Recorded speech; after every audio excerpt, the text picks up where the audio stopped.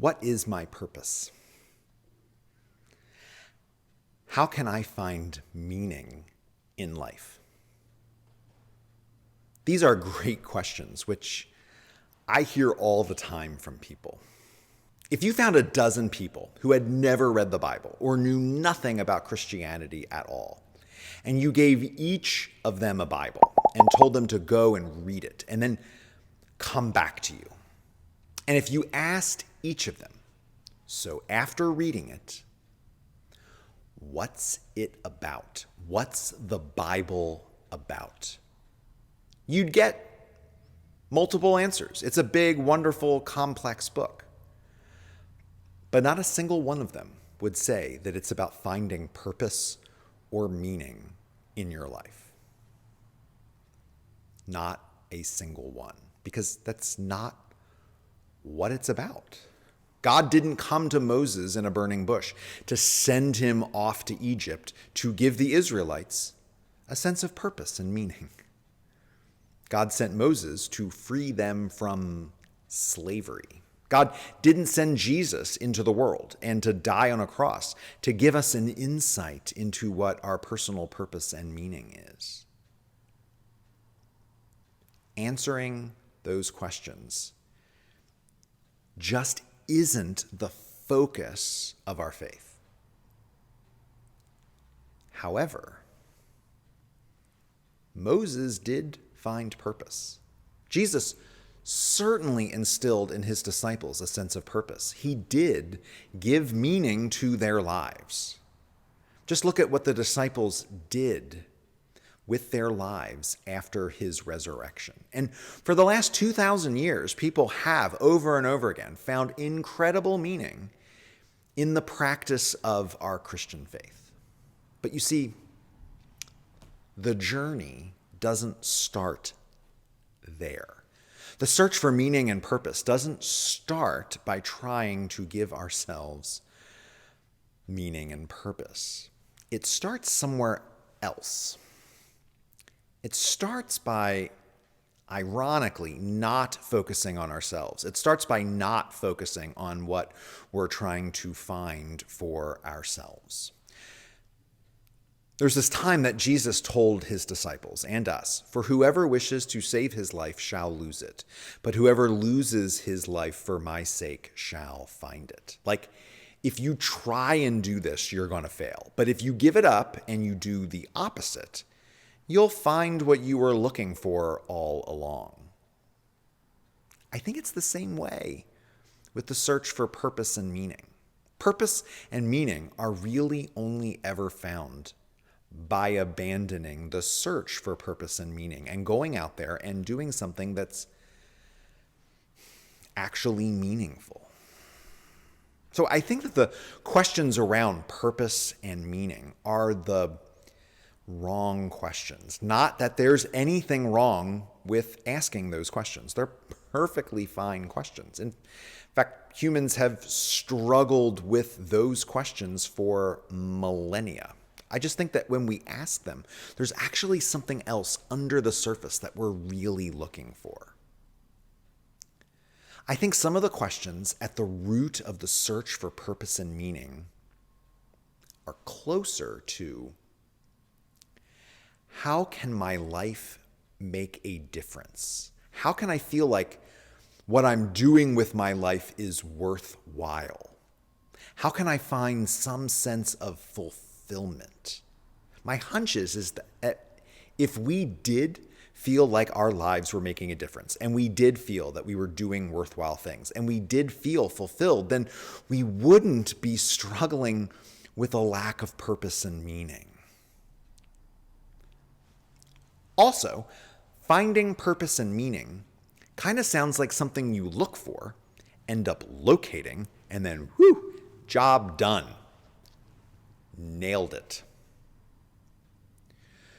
Notice, though, that making a difference and doing things that are worthwhile and fulfilling, those aren't ever one and done quests. If I do something worthwhile and personally rewarding today that doesn't necessarily take care of tomorrow. I still have to get out of bed and find a way to make a difference tomorrow morning.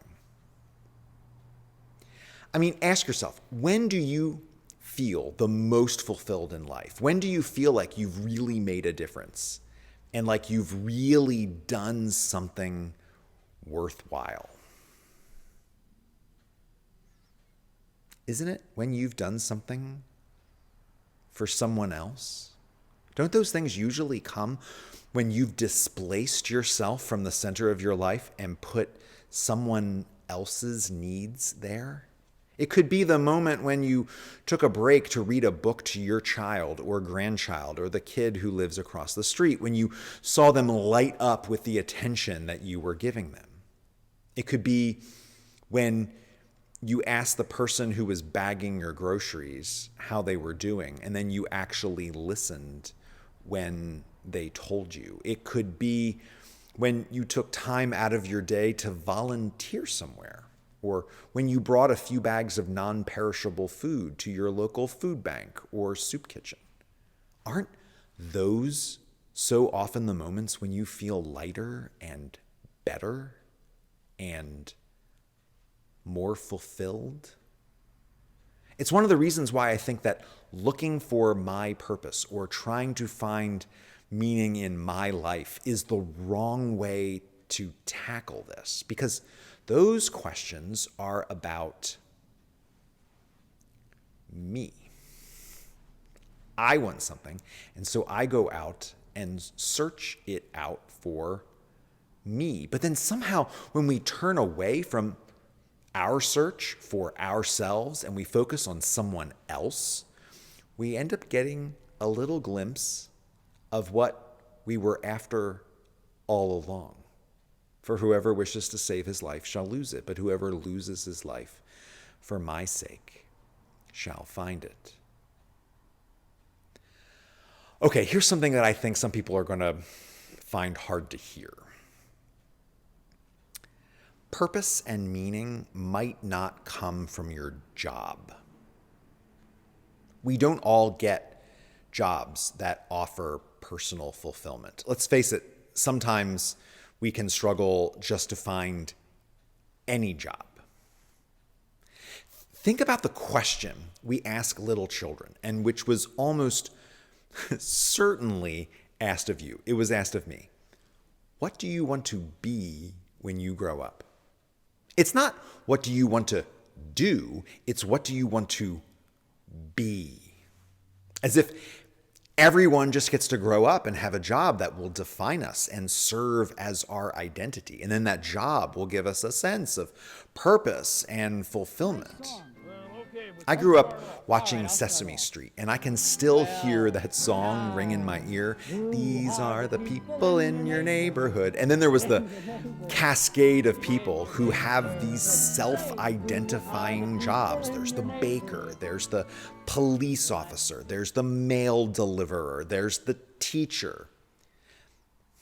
They never sang about the person who had to drop out of law school and abandon their lifelong dream of being a lawyer because they had a parent get sick and all of a sudden they had to be the caretaker. They never sang about the person who dreamed of being an actress but who just never got a role. And then 15 years later, she's still waiting tables in a diner. They never sang about the person who did get the job they always wanted, but then found it to be empty and boring. And now that they have a 401k and decent health insurance, they feel like they are stuck doing this thing that they have come to loathe. Have those people just missed out on personal fulfillment and the opportunity to make a difference in life? I mean, of course not, because personal fulfillment doesn't always come from our job. It might, but it might not. A couple decades ago, I led a week-long mission trip to Honduras. We were working to build a village of homes, a school, and a church for people who had been displaced by a devastating hurricane. We were basically the grunts. We dug ditches, we hauled concrete blocks around, and we worked alongside skilled laborers who were locals who lived in or near the community that we were trying to build. That week, I got to know one of those skilled laborers pretty well. We worked side by side a lot. I don't speak Spanish. He spoke very little English. But we found a way to communicate. I'll never forget the day that I asked him, "Do you like your job?" I was feeling so good about our time there. It felt so good to be helping people from this completely different culture and geography. I thought he'd feel as fulfilled in his job as I did in my week of volunteering there. He looked at me like I was from a different planet. "No, I don't like my job," he said. "I can provide for my family." My whole worldview changed in that moment. His sense of fulfillment didn't come from his job, and it didn't need to. His sense of fulfillment came from his family and his ability to provide for them. And who knows what else he did with his life that gave him direction and purpose. But it wasn't his job. And it didn't need to be. So right here, I want to talk about 3 practices which might help you feel like your life is making a difference and that the contributions that you make to the world around you are worthwhile. The 3 practices are remake, reframe, and reorient.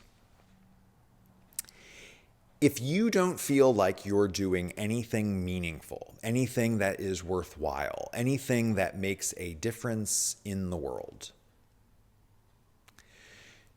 you might need to remake your day or remake your week.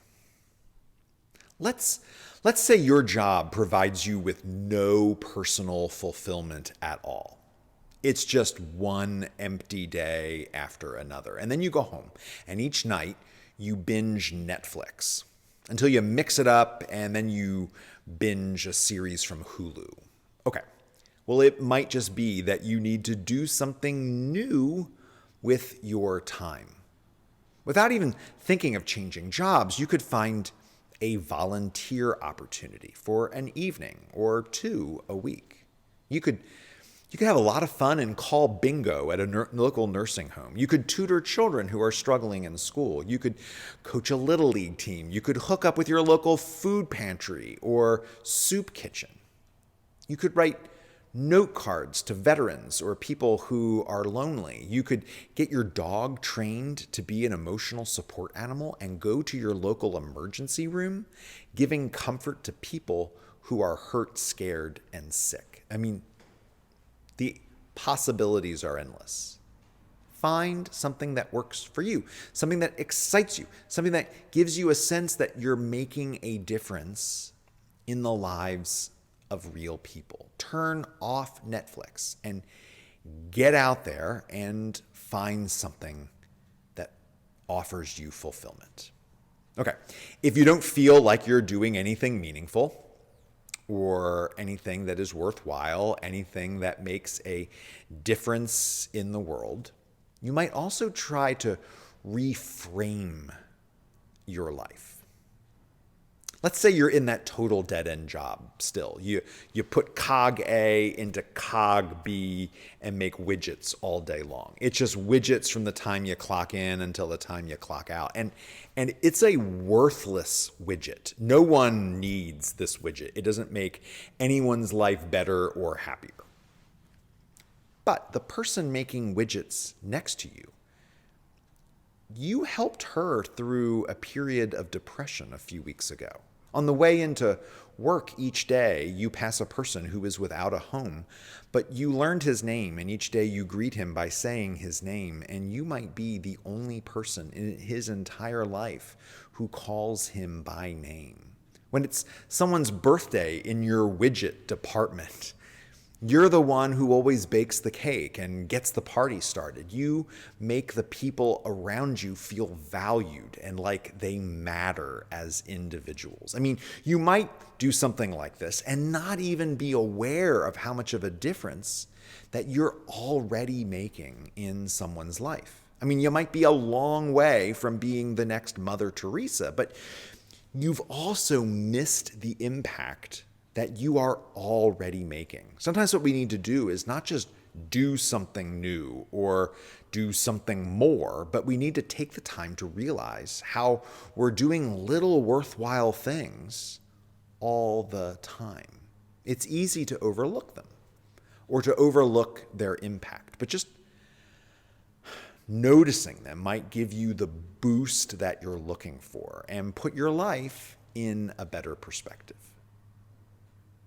And if you don't feel like you're doing anything meaningful, anything that is worthwhile, anything that makes a difference in the world, you might need to reorient. When I was in seminary, Archbishop Desmond Tutu was a professor of mine. What an absolutely incredible experience it was to have him walk into the classroom and teach us about fighting racism and inequality, how to pray, and how to offer dignity to people who have been put down upon their entire lives. He had this practice of wearing a hat, just like a little cap. It wasn't anything expensive or special, just a simple little hat. But the reason he wore it was so whenever he passed someone on campus who was cleaning the hallways or emptying the trash cans or planting flowers, he had something to take off as a gesture of respect. He wore a hat so that he, the winner of the Nobel Peace Prize, could offer respect to someone that many people didn't even notice. He oriented his life so that he could lift other people up. It didn't take lots of money, lots of time. It didn't take moving to another country or getting a new job. It just took a little thought and the desire to make people feel like they mattered. So far, we've talked about how finding purpose and meaning in life is so often found by not focusing on ourselves, but focusing on those around us. And that fulfillment isn't a one and done thing, but that it's a constant journey that we take through our whole lives, day after day, making a difference, big or small, in the lives of people near or far. A big part of the shift is about stepping back from the questions, what is my purpose in life, and lifting up our heads to find a larger frame of reference, to actually see other people and to see the connections we already make and the connections we could make if we made the effort. There is, of course, one other connection that we could make that can profoundly impact our sense of purpose, meaning, life, and fulfillment, and that is a connection to God. I grew up in church. My family went to church every week. In fact, there's never been a period in my life when I wasn't an active church member. I've believed in God my whole life. Really, I've never struggled with the questions about whether God exists or not. There have, of course, been times when I've felt far from God or that God is far from me. There have been times I've questioned what God is doing in my life or what God is doing in the world around me. There have been times that I've been furious with God.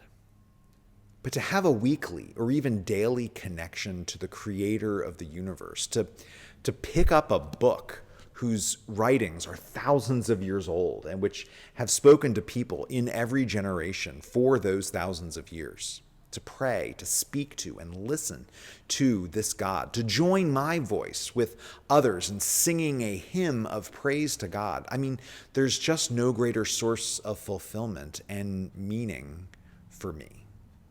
You can see why people spent their entire lives building great cathedrals which point to the kingdom of God and which make you feel like you're catching a little glimpse of that kingdom in all of its glory. And then to realize that this God has been planting the seeds which have propelled the long arc of human history, the seeds of truth and justice and love and reconciliation and hope. And to realize that this arc of human history isn't over yet because we're living in it. And then to realize that God can use me to plant some of those seeds or tend some of those seeds, that just like Noah or Abraham or Moses or Deborah or Isaiah or Mary or Peter or Paul, that I could be called upon by God to bring about God's truth, justice, love, reconciliation, and hope.